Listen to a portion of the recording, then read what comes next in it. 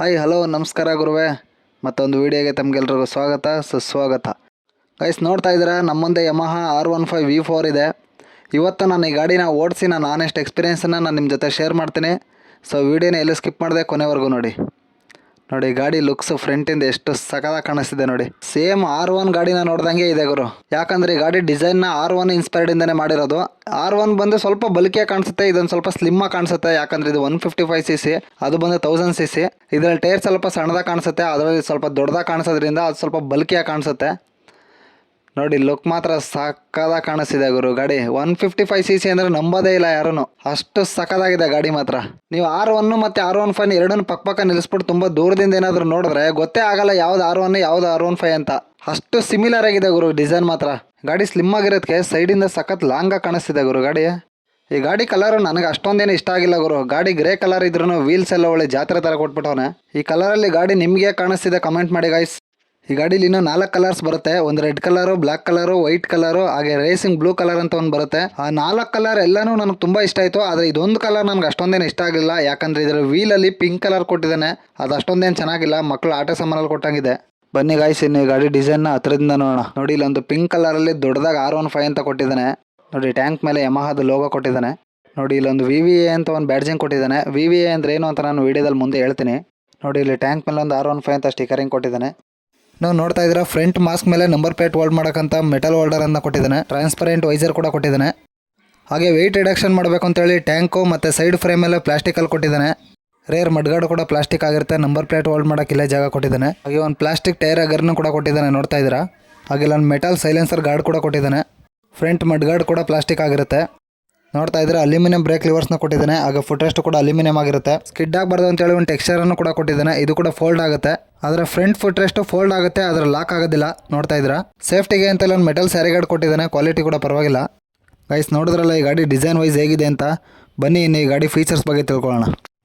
ಇದರಲ್ಲಿ 155cc single cylinder 4 stroke 4 wheel SOHC engine ಬರುತ್ತೆ.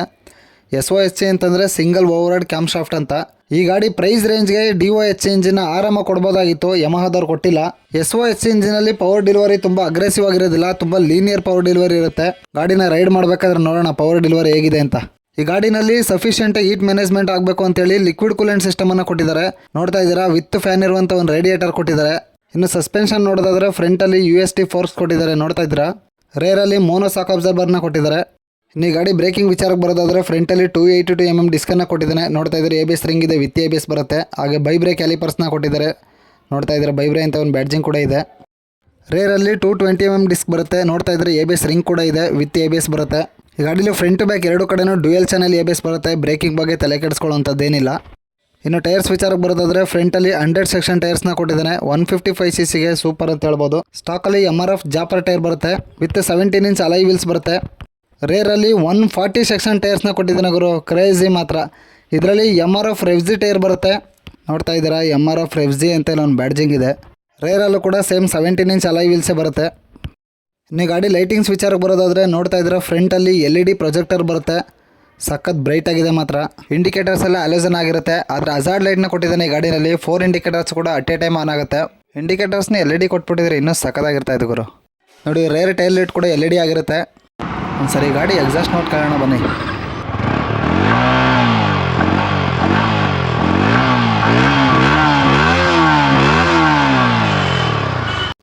ಇನ್ನು ಇದರ ಸೀಟ್ ಹೈಟ್ ವಿಚಾರಕ್ಕೆ ಬಂದರೆ 815 mm ಸೀಟ್ ಹೈಟನ್ನು ಕೊಟ್ಟಿದ್ದಾನೆ. ಒಂದು 5.6 5.7 ಇರೋರು ಕೂಡ ಆರಾಮಾಗಿ ಓಡಿಸ್ಬೋದು. ನೋಡ್ತಾ ಇದ್ರೆ ಸೀಟ್ ಡಿಸೈನ್ ಹೇಗೆ ಕೊಟ್ಟಿದ್ದಾನೆ ಅಂತ.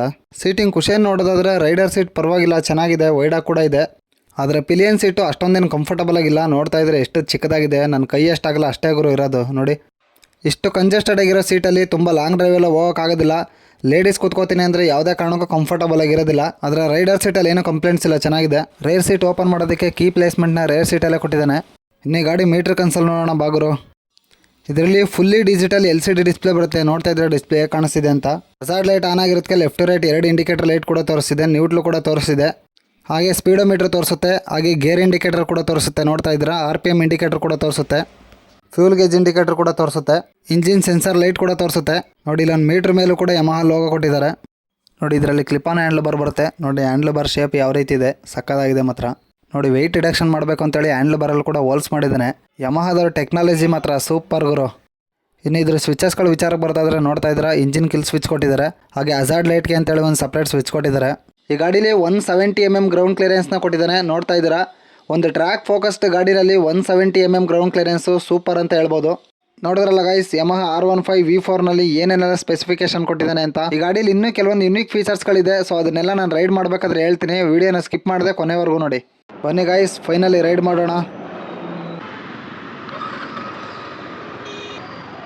ಲೋಯರ್ RPM ಅಲ್ಲಿ ಸೌಂಡೇ ಇಲ್ಲ ಗುರು, ಗಾಡಿ ಫುಲ್ ಸೈಲೆಂಟು. ಓಲ್ಡ್ ವರ್ಷನ್ಗಿನ್ನ ಈ ಗಾಡಿನಲ್ಲಿ ಇಂಜಿನ್ ತುಂಬ ರಿಫೈಂಡ್ ಆಗಿದೆ ಅಂತ ಯಮಹದವ್ರು ಹೇಳ್ತಾ ಇದ್ದಾರೆ. ರೈಡ್ ಮಾಡಬೇಕಾದ್ರೆ ನೋಡೋಣ ಬನ್ನಿ ಎಷ್ಟೇ ರಿಫೈಂಡ್ ಆಗಿದೆ ಇಂಜಿನ್ ಅಂತ. ಹೊಸ ಗಾಡಿ ಆದರೂ ಇಂಜಿನ್ ಮಾತ್ರ ಸಖತ್ ಸ್ಮೂತ್ ಇದೆ ಗುರು. ಓಲ್ಡ್ ವರ್ಷನ್ಗಿಂತ ಈ ಗಾಡಿನಲ್ಲಿ ಹ್ಯಾಂಡ್ಲ್ ಸ್ವಲ್ಪ ಅಪ್ರೈಟ್ ಪೊಸಿಷನ್ ಇದೆ. ತುಂಬ ಏನು ಜಾಸ್ತಿ ಇಲ್ಲ ಗುರು, ಜಸ್ಟ್ ಒಂದೇ 1 ಇಂಚ್ ಮಾತ್ರ ಹ್ಯಾಂಡ್ಲ್ ಬಾರ್ ರೈಸರ್ಸ್ ಹಾಕಿದ್ದಾನೆ. ಹಳೆ ವರ್ಷನ್ ಹೋಲಿಸ್ಕೊಂಡ್ರೆ ಪರವಾಗಿಲ್ಲ ಅಂತ ಹೇಳ್ಬೋದು, ಆದರೆ ನೇಕೆಡ್ ಗಾಡಿ ಅಷ್ಟು ಕಂಫರ್ಟಬಲ್ ಆಗಂತೂ ಇಲ್ಲ ಗುರು. ಈ ಗಾಡಿ ಇಂಜಿನ್ ಸಿಕ್ಕಾಪಟ್ಟೆ ರಿಫೈಂಡ್ ಆಗಿದೆ ಗುರು, ಹೆವಿ ಸ್ಮೂತ್ ಇದೆ. ಇದು ಕೆಲವೊಬ್ರಿಗೆ ಇಷ್ಟ ಆಗ್ಬೋದು, ಕೆಲವೊಬ್ರಿಗೆ ಇಷ್ಟ ಆಗದೇ ಇರ್ಬೋದು. ಗ್ರೌಂಡ್ ಕ್ಲಿಯರೆನ್ಸ್ ಪರವಾಗಿಲ್ಲ ಗುರು, ಏನು ಟಚ್ ಆಗಲ್ಲ. ನೀವು ಗೇರ್ ಡೌನ್ ಮಾಡಿ ಥ್ರಾಟಲ್ ಕೊಟ್ಟರೆ ಮಾತ್ರ ಸಖತ್ತಾಗಿ ನುಗ್ಗುತ್ತೆ ಗುರು ಗಾಡಿ. ಇದು ಬೇಸಿಕಲಿ ಟ್ರ್ಯಾಕ್ ಫೋಕಸ್ಡ್ ಗಾಡಿ ಆಗಿರೋದ್ರಿಂದ ನಿಮ್ಗೇನು ಹೆವಿ ವಿಂಡ್ ಬ್ಲಾಸ್ಟ್ ಏನು ಆಗೋದಿಲ್ಲ ಈ ಗಾಡೀಲಿ. ಆದರೆ ತುಂಬ ಅಗ್ರೆಸಿವ್ ಪೊಸಿಷನಲ್ಲಿ ಕೂತ್ಕೊಳ್ಳೋದ್ರಿಂದ ನಿಮ್ಗೆ ಸ್ವಲ್ಪ ಬ್ಯಾಕ್ ಪೇನ್ ಬರ್ಬೋದು, ಹಾಗೆ ಕೈಯಲ್ಲಿ ರಿಸ್ಟ್ ಪೇನ್ ಕೂಡ ಬರ್ಬೋದು. ಈ ಗಾಡೀಲಿ ಲಾಂಗ್ ಡ್ರೈವ್ ಎಲ್ಲ ಮಾಡ್ಬೋದು ಅಂತ ಕೇಳೋಕ್ಕೆ ಹೋಗ್ಬಿಡಿ ಗುರು, ಯಾವುದೇ ಕಾರಣಕ್ಕೂ ಲಾಂಗ್ ಡ್ರೈವ್ ಮಾಡೋಕ್ಕಾಗೋದಿಲ್ಲ ಈ ಗಾಡೀಲಿ.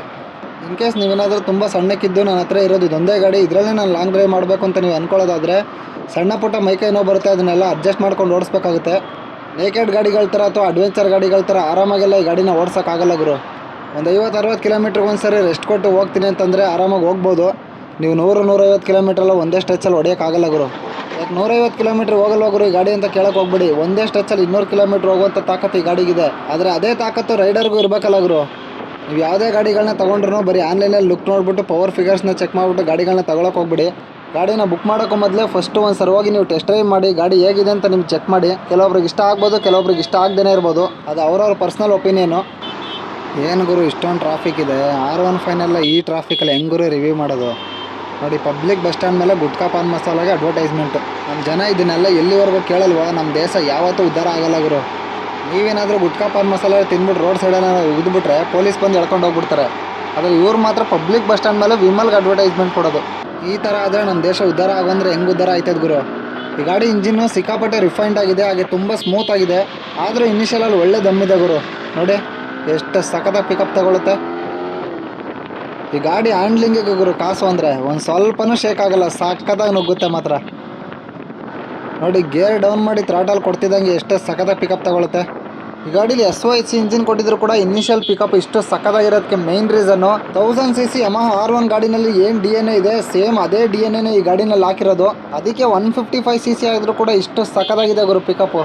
ಈ ಗಾಡಿನಲ್ಲಿ ಕೆಲವೊಂದು ಯುನೀಕ್ ಫೀಚರ್ಸ್ ಇದೆ ಅಂತ ನಾನು ಅವಾಗಲೇ ಹೇಳಿದೆ. ಸೊ ಅದೇನಂತಂದರೆ ಈ ಗಾಡಿನಲ್ಲಿ ಕ್ವಿಕ್ ಶಿಫ್ಟರ್ ಇದೆ ಮತ್ತು ಸ್ಲಿಪ್ಪರ್ ಕ್ಲಚ್ ಕೂಡ ಇದೆ ಗುರು. ಸ್ಲಿಪ್ಪರ್ ಕ್ಲಚ್ ಓಕೆ, ಆದರೆ 155 cc ಕ್ವಿಕ್ ಶಿಫ್ಟರ್ ಎಲ್ಲ ಬೇಕಾಗಿತ್ತ ಗುರು. ಈ ಥರ ಎಲ್ಲ ಎಲೆಕ್ಟ್ರಾನಿಕ್ಸ್ನ ಕೊಟ್ಬಿಟ್ಟು ಪ್ರೈಸಿಂಗ್ನ ಜಾಸ್ತಿ ಇಡೋದಕ್ಕಿಂತ ಇದೆಲ್ಲ ಕೊಡದೇ ಪ್ರೈಸಿಂಗ್ನ ಕಮ್ಮಿ ಇಡಬೇಕಾಗಿತ್ತು ಗುರು ಇವರು. ಪ್ರೆಸೆಂಟ್ ಈ ಗಾಡಿ ಪ್ರೈಸು 2,40,000 ಇದೆ. 155 cc 2,40,000 ಸಿಕ್ಕಾಪಟ್ಟೆ ಕಾಸ್ಟ್ಲಿ ಆಯಿತು ಗುರು. ಇದು ಬರೀ R15 V4 ಮಾತ್ರ. ಇದೇ R15 V4 M ಅಂತ ಒಂದು ಗಾಡಿ ಇದೆ, ಆ ಗಾಡಿಗೆ 2,50,000 ದಾಟುತ್ತೆ ಗುರು. ಅಷ್ಟೆಲ್ಲ ದುಡ್ಡು ಕೊಟ್ಟು ತಗೊಂಡ್ರು ಈ ಗಾಡಿ ಲಾಂಗ್ ಡ್ರೈವ್ ಹೋಗೋಕ್ಕಾಗೋದಿಲ್ಲ, ಫ್ಯಾಮಿಲಿಯವ್ರು ಯಾರು ಕೂರ್ಸ್ಕೊಂಡು ತಿರ್ಗಾಡೋಕ್ಕಾಗೋದಿಲ್ಲ ಅಂತಂದಮೇಲೆ ಮತ್ತೆ ಇನ್ನೇನಕ್ಕೆ ತೊಗೋಬೇಕಿದ್ನ. ಬರೀ ನೀವು ಸಿಟಿಲೇ ತಿರ್ಗಾಡ್ಕೊತೀನಿ, ಅವಾಗ ಇವಾಗ ಒಂದು ಸಂಡೇ ರೈಡ್ಸು ಮಾರ್ನಿಂಗ್ ರೈಡ್ಸ್ ಅಂತ ಏನಾದರೂ ಶಾರ್ಟ್ ರೈಡ್ಗೆ ಹೋಗ್ತೀನಿ ಅಂತಂದರೆ ಅವಾಗ ಮಾತ್ರ ಚೆನ್ನಾಗಿರುತ್ತೆ ಗಾಡಿ. ನೀವೇನಾದರೂ ಪ್ರೊಫೆಷ್ನಲ್ ರೇಸರ್ ಆಗ್ತೀನಿ, ಟ್ರ್ಯಾಕಲ್ಲೋ ಕಲಿತೀನಿ ಅಂತಂದರೆ ನಿಮಗೆ ಬೆಸ್ಟ್ ಗಾಡಿ ಗುರು ಇದು. ಬೇಸಿಕಲಿ ಗಾಡಿನ ಡಿಸೈನ್ ಮಾಡಿರೋದೇ ಟ್ರ್ಯಾಕ್ಗೆ ಅಂತ ಗುರು. ನೀವೇನಾದರೂ ಈ ಗಾಡಿನ ಟೆಸ್ಟ್ ಡ್ರೈವ್ ಮಾಡ್ದೇ ಬರೀ ಲುಕ್ಸ್ ನೋಡ್ಬಿಟ್ಟು ಏನಾದ್ರು ತಗೊಬಿಟ್ರೆ ತುಂಬ ದಿವಸ ಈ ಗಾಡಿನ ಓಡಿಸೋದಿಲ್ಲ ಗುರು, ನೀವು ಬೇಗ ಮಾರಾಕ್ಬಿಡ್ತೀರ. ಈ ಗಾಡೀಲಿ ಒಂದು ಸ್ವಲ್ಪನೂ ಕಂಫರ್ಟ್ ಇಲ್ಲ ಗುರು, ಬರೀ ಚೆಚ್ಚಾಡೋಕೆ ಮಾತ್ರ ಈ ಗಾಡಿ ಆಗೋದು. ನಾವು ತುಂಬ ಲಾಂಗ್ ಡ್ರೈವ್ ಹೋಗ್ತೀನಿ, ಕ್ರೂಸ್ ಮಾಡ್ತೀನಿ ಅಂದರೆ ಇದೆಲ್ಲ ಆಗೋದಿಲ್ಲ. ನಿಮಗೆ ಯಮಹದಲ್ಲಿ ಅಪ್ರೈಟ್ ಪೊಸಿಷನ್ ಇರಬೇಕು, ಒಳ್ಳೆ ಕಂಫರ್ಟ್ ಇರಬೇಕು ಅಂತಂದರೆ MT-15 ಇದೆ, ಆ ಗಾಡಿ ತಗೊಳ್ಳಿ. MT-15 R15 ಎರಡು ಗಾಡಿಗೂ ಕೂಡ ಸೇಮ್ ಒಂದೇ ಗಾಡಿನೇ, ಆದರೆ ಅದ್ರಲ್ಲಿ ಫೇರಿಂಗ್ ಇಲ್ಲ, ಇದ್ರಲ್ಲಿ ಫೇರಿಂಗ್ ಇದೆ ಅಷ್ಟೇ, ಏನಂತ ವ್ಯತ್ಯಾಸ ಏನಿಲ್ಲ. ಆದರೆ ಈ ಎರಡು ಗಾಡಿಗಳು ಕೂಡ ಸಣ್ಣಕ್ಕಿರೋರಿಗೆ ಮಾತ್ರ. ತುಂಬ ದಪ್ಪ ಇದ್ದೀರಾ ಅಂದರೆ ಈ ಎರಡು ಗಾಡಿ ನಮಗಲ್ಲ ಗುರು. ನೀವೇನಾದರೂ ಕಾಲೇಜ್ ಸ್ಟೂಡೆಂಟ್ ಆಗಿದ್ರೆ ಈ ಗಾಡಿನ ತಗೊಳ್ಳಿ, ಆದರೆ ಫ್ಯಾಮಿಲಿ ಮ್ಯಾನ್ ಆಗಿದ್ರೆ ಯಾವ ಕಾರಣಕ್ಕೂ ತಗೋಬಿಡಿ ಗುರು ಈ ಗಾಡಿನ. ಈ ಗಾಡಿನ ನನಗಿಷ್ಟ ಆಗ್ತಿರೋದೇನಪ್ಪ ಅಂತಂದರೆ ಇದರಲ್ಲಿ ಹ್ಯಾಂಡ್ಲ್ ಬಾರ್ ತುಂಬ ಅಗ್ರೆಸಿವ್ ಪೊಸಿಷನ್ ಇದ್ದರೂ ಕೂಡ ಗಾಡಿ ಹ್ಯಾಂಡ್ಲಿಂಗ್ ಮಾತ್ರ ಸಕ್ಕತ್ತಾಗಿದೆ ಗುರು. ಈ ಗಾಡಿ ಓಡಿಸಿದ್ರೆ ಸಖತ್ ಮಜಾ ಬರುತ್ತೆ ಗುರು, ಆದರೆ ಏನು ಮಾಡೋದು, ತುಂಬ ಹೊತ್ತು ಓಡಿಸೋಕ್ಕಾಗಲ್ಲ. ನೋಡಿ ಇನಿಷಿಯಲ್ ಪಿಕಪ್ ಹೆಂಗೆ ಎಳಿತಿದೆ ಗಾಡಿ. ಗಾಡೀಲಿ ಬೈ ಬ್ರೇಕ್ ಕ್ಯಾಲಿಪರ್ಸ್ ಕೊಟ್ಟಿರೋದಕ್ಕೆ ಬ್ರೇಕಿಂಗ್ ನೋಡಿ ಎಷ್ಟು ಸಖತ್ತಾಗಿದೆ. ಬ್ರೇಕಿಂಗ್ ಇಷ್ಟು ಕಾನ್ಫಿಡೆಂಟ್ ಆಗಿರುತ್ತೆ, ಸಕ್ಕದಾಗಿ ಚೆಚ್ಚಾಡ್ಬೋದು, ಒಳ್ಳೆ ಕಾನ್ಫಿಡೆನ್ಸ್ ಬರುತ್ತೆ ಗುರು. ಈ ಗಾಡೀಲಿ ಲೋಯರ್ ಆರ್ ಪಿ ಎಮ್ಮಲ್ಲಿ ಎಕ್ಸಾಕ್ಟ್ ಸೌಂಡೇ ಕೇಳಿಸಲ್ಲ, ಆದರೆ 7000 ಆರ್ ಪಿ ಎಮ್ ಮೇಲೆ ಸಕ್ಕದಾಗಿ ಕೇಳಿಸುತ್ತೆ ಗುರು. ಯಾಕಂದರೆ ಈ ಗಾಡಿನಲ್ಲಿ VVA ಟೆಕ್ನಾಲಜಿನ ಕೊಟ್ಟಿದ್ದಾರೆ. VVA ಅಂದರೆ ವೇರಿಯೇಬಲ್ ವ್ಯಾಲ್ಯೂ ಆ್ಯಕ್ಚುಯೇಷನ್ ಅಂತ. ಇದೇನಪ್ಪ ಹೊಸ ಟೆಕ್ನಾಲಜಿ, ನಾನು ಎಲ್ಲೂ ಕೇಳಿಲ್ವಲ್ಲ ಅಂತ ತಲೆ ಕೆಡಿಸ್ಕೊಳಕ್ಕೆ ಹೋಗ್ಬಿಡಿ. VVA ಅಂತಂದರೆ ಒಂದು ಸರ್ಟನ್ ಆರ್ ಪಿ ಎಮ್ಮಲ್ಲಿ ವಾಲ್ವ್ ಜಾಸ್ತಿ ಓಪನ್ ಆಗುತ್ತೆ, ಫ್ಯೂಲ್ ಕನ್ಸಂಪ್ಷನ್ ಕೂಡ ಜಾಸ್ತಿ ಆಗುತ್ತೆ, ಹಾಗೆ ಪವರ್ ಜಾಸ್ತಿ ಸಿಗುತ್ತೆ. ಈ ಗಾಡೀಲಿ ಟಾಪ್ ಎಂಡಲ್ಲಿ ಪವರ್ ಲ್ಯಾಗ್ ಆಗಬಾರ್ದು ಅಂತೇಳಿ ಯಮಹಾದವರು ಈ ಟೆಕ್ನಾಲಜಿನ ಕೊಟ್ಟಿದ್ದಾರೆ ಈ ಗಾಡಿಗೆ. ಈ ಗಾಡೀಲಿ ಹೆವಿಯಾಗಿ ಎಲೆಕ್ಟ್ರಾನಿಕ್ಸ್ ಕೊಟ್ಬಿಟ್ಟಿದ್ದಾರೆ, ಅದಕ್ಕೆ ಈ ಗಾಡಿ ಇಷ್ಟೊಂದು ಕಾಸ್ಟ್ಲಿ. ಈ ಗಾಡೀಲಿ ಫೇರಿಂಗ್ ಇದ್ರೂ ಕೂಡ ಗಾಡಿ ಎಲ್ಲೂ ವೈಬ್ರೇಷನ್ ಆಗ್ತಿಲ್ಲ ಗುರು, ಅದೊಂದು ನನಗೆ ತುಂಬ ಇಷ್ಟ ಆಯಿತು. ಸಿಕ್ಕಾಪಟ್ಟೆ ಸ್ಮೂತ್ ಆಗಿದೆ ಗಾಡಿ. ಈ ಗಾಡಿಗೆ ಕಾರ್ನರಿಂಗ್ ಕೇಪಬಿಲಿಟೀಸು ಸಕ್ಕದಾಗಿದೆ ಗುರು. ಅದರ ಸ್ಟಾಕಲ್ಲಿ MRF ಟೈರ್ಸ್ನ ಕೊಟ್ಟಿದ್ದಾರೆ. ನೀವೇನಾದರೂ ಹೆವಿ ಕಾರ್ನರಿಂಗ್ಸ್ ಮಾಡ್ತೀರಿ ಅಂತಂದರೆ ಮೆಡ್ಜಿಲಾ ಟೈರ್ಸು ಅಥವಾ ಅಪೋಲೋ ಟೈರ್ಸು ಅಥವಾ ಮಿಶೆಲಿನ್ ರೋಡ್ 5 ಟೈರ್ಸ್ನ ಹಾಕ್ಸ್ಕೊಬಿಡಿ, ಸಕ್ಕದಾಗಿ ಕಾರ್ನರಿಂಗ್ ಮಾಡ್ಕೊಂಡು ಎಂಜಾಯ್ ಮಾಡ್ಬೋದು ಈ ಗಾಡೀಲಿ. ಈ ಗಾಡೀಲಿ ಇಷ್ಟೊಂದು ಪವರ್ ಇದ್ರೂ ಕೂಡ ಪರ್ ಲೀಟರ್ಗೆ 45 to 50 ಕಿಲೋಮೀಟರ್ವರೆಗೂ ಮೈಲೇಜ್ ಬರುತ್ತೆ. ಈ ಗಾಡೀಲಿ ಬರೀ 11 ಲೀಟ್ರ್ ಫ್ಯೂಲ್ ಟ್ಯಾಂಕ್ ಇದೆ ಗುರು. ಒಂದು 45 ಕಿಲೋಮೀಟರ್ ಬರುತ್ತೆ ಅಂದರೂ ಕೂಡ ಆರಾಮಾಗಿ ಒಂದು ಫುಲ್ ಟ್ಯಾಂಕಲ್ಲಿ 500 ಕಿಲೋಮೀಟರ್ವರೆಗೂ ರೈಡ್ ಮಾಡ್ಬೋದು. ಬನ್ನಿ ಗೈಸ್, ಮಾತಾಡಿದ್ದು ಸಾಕು, ಸ್ವಲ್ಪ ಚೆಚ್ಚಾಡೋಣ ಗಾಡಿನ.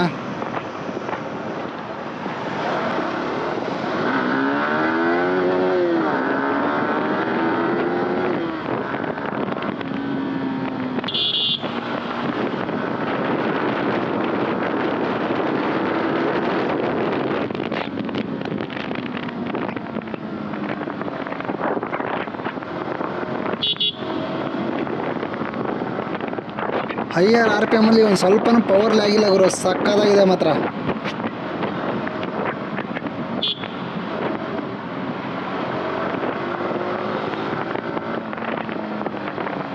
ಸಸ್ಪೆನ್ಷನ್ ಪರವಾಗಿಲ್ಲ ಗುರು, ಸಕ್ಕದಾಗಿ ಸೆಟ್ ಮಾಡಿದ್ದಾರೆ. ಈ ಗಾಡಿ ಓಡಿಸ್ಬೇಕಾದ್ರೆ ಒಳ್ಳೆ ಕಾನ್ಫಿಡೆನ್ಸ್ ಬರುತ್ತೆ ಗುರು. ಈ ಗಾಡಿ ಓಡಿಸ್ತಾ ಇದ್ರೆ ಇನ್ನೂ ಸಕ್ಕದಾಗಿ ಚೆಚ್ಚಾಡ್ಬೇಕು ಅನ್ಸುತ್ತೆ ಗುರು. ಯಾವ ಕಾರಣಕ್ಕೂ ಕ್ರೂಸ್ ಮಾಡ್ಕೊಂಡು ಹೋಗ್ಬೇಕು ಅಂತ ಮಾತ್ರ ಅನ್ಸೋದಿಲ್ಲ ಈ ಗಾಡೀಲಿ.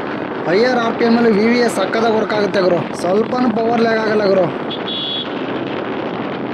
ಈ ಗಾಡೀಲಿ ಲೋಯರ್ ಆರ್ ಪಿ ಎಮ್ಮಲ್ಲಿ ಅಷ್ಟೊಂದೇನು ದಮ್ಮಿಲ್ಲ ಗುರು, ಆದರೆ ಹೈಯರ್ ಆರ್ ಪಿ ಎಮ್ಮಲ್ಲಿ ಸಖತ್ ಪವರ್ ಇದೆ. ಈ ಗಾಡೀಲಿ ಸ್ಲಿಪ್ಪರ್ ಕ್ಲಚ್ ಸಖತ್ ಸಾಫ್ಟ್ ಆಗಿದೆ ಗುರು.